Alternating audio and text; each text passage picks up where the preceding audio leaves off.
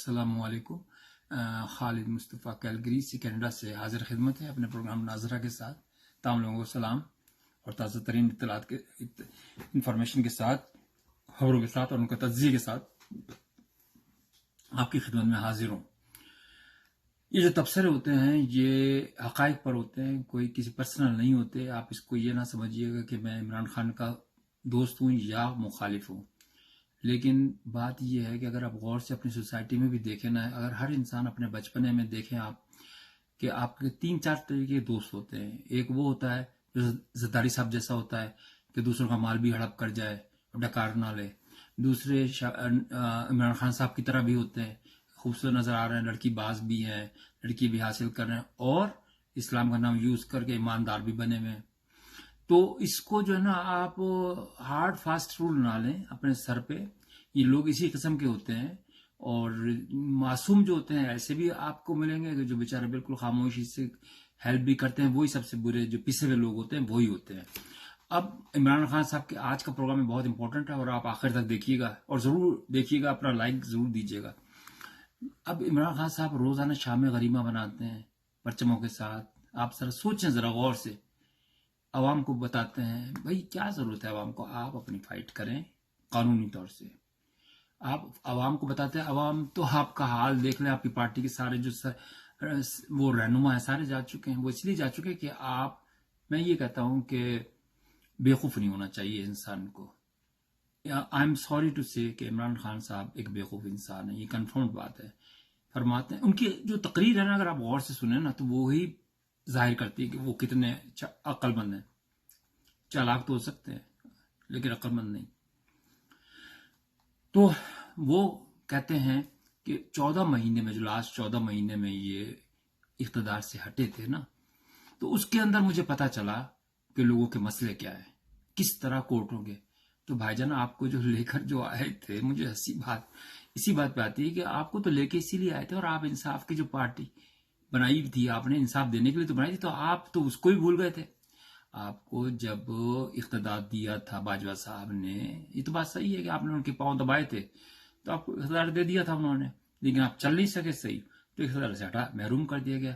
اب 14 مہینے میں جب آپ کو پتا چلا کہ عام آدمی کا، تو سوچیں آپ جو بیچارے، یعنی ایون اگر کوئی عورت پھنس جاتی نا پاکستان کے اندر، تو اس کو مجھے ایک صاحب بتا رہے تھے دوست.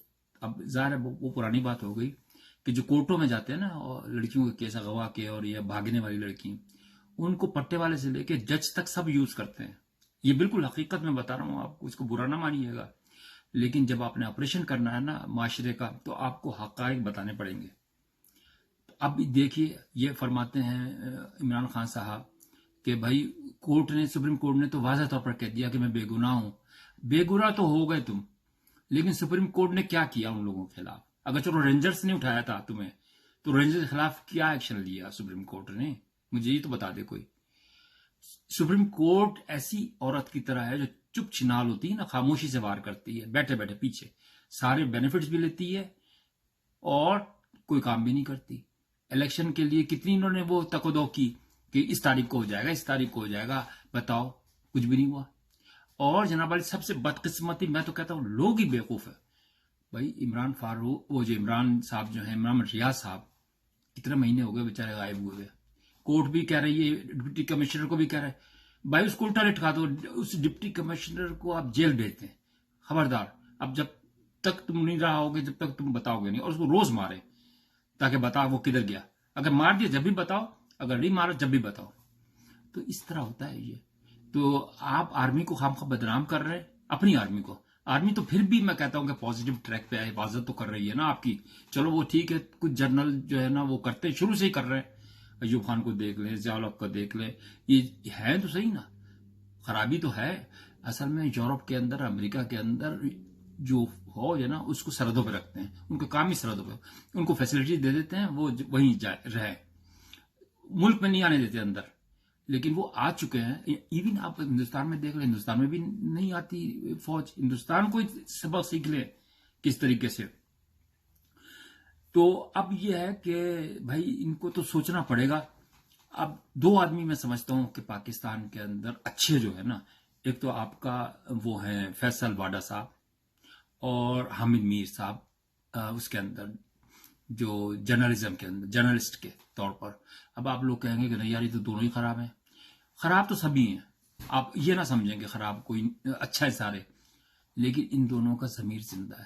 ان کا مجھے لگتا ہے کہ ان کا خاندان اچھا ہے. ضمیر ویسے تو آپ کہیں گے ہاں یار میرے کزن کا نام بھی ضمیر ہے، لیکن ضمیر کا پتہ نہیں ہے کسی کو. اب میں آپ کو بتاؤں، عمران خان صاحب مذاق اڑاتے ہیں نا بلاول کا. اب 2 دفعہ آج کہا انہوں نے اغوا کو افغا. مجھے رینجرز نے افغا کیا، بڑی مشکلوں سے ان سے وہ ہوتا ہے، تو اردو تو ان کو خود نہیں آتی. آپ دیکھ لیں، میں یہ نہیں کہہ رہا، میں معافی مانگتا ہوں.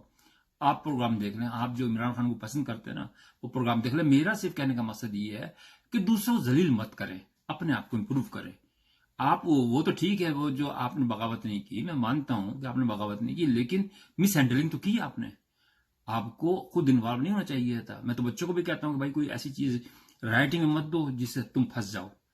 ایون ہم امریکہ میں بیٹھے ہیں. تو کہنے کا مقصد یہ کہ آپ پاکستان میں عوام کو وہ کر رہے ہیں، مس گائیڈ کر رہے ہیں ان کو. جب آپ نے لیڈر ہوتا کیا ہے، اگر آپ نے ان کو حکم دے دیا کہ بھائی تم جاؤ ان کے خلاف. اصل میں یہ ڈرٹی ہیری وغیرہ کا جو آپ نے چکر چلا رکھا تھا نا کہ مجھے قتل کرنے کی سازش، یہی آپ کی احمقانہ بات ہے.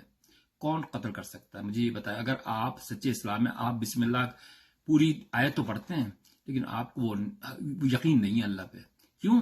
اس لیے آپ کی جو بیوی ہے نا وہ کیونکہ وہ جادوگر نہیں ہے. یہ میں بتا دوں، آپ کہیں گے بھلی آپ کچھ بھی کر لیں لیکن وہ جادوگر نہیں ہے. وہ آپ کو فورسی کر رہی ہے، آپ کو دیکھ رہی ہے. آپ کے اوپر وہ کالی جو ٹوپی پہناتی ہے نا، وہ اس جو ایگزیکیوشن پھانسی گھاٹ پہ جو کپڑا ڈالتے ہیں نا وہ دیکھ رہی ہے. کیونکہ اس کے جو ہے نا کنٹرول کے اندر کچھ جن وغیرہ یا بدروہیں وغیرہ ہیں، تو وہ دیکھ رہی ہے، فورسی کر رہی ہے کہ آپ ہمیشہ اپنی خطاب میں کہتے ہیں کہ کیا ہوگا، مجھے جیل میں ڈال دیں.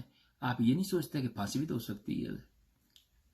جب ٹریپ میں آ جاتا نا آدمی تو نکلنا بڑا مشکل ہوتا ہے. بھٹو صاحب سے زیادہ آپ قابل بھی نہیں ہیں اور ان سے زیادہ ہوشیار بھی، اور تعلقات ان کے آپ سے زیادہ تھے. لیکن جب وہ آتا نا ٹریپ میں آ جاتا نا آدمی تو وہ پھر یہ تھوڑی چھوڑیں گے ابھی آپ کو. یہ شکر کریں کہ اگر آپ کو عمر قید مل جائے نا، یہ شکر کریں، آپ اس کو چھوڑ دیں، شکر کریں. اچھا پھر یہ ہے کہ دیکھیں ضمیر کی بات ہوتی ہے نا. ابھی اگر آپ سچے ہوتے نا تو آپ اب تک جو آپ نے زمین حاصل کی نا اپنا اور بیوی کا نام نکلوا دیتے. یہی سب سے بڑی انڈیکیٹر ہے.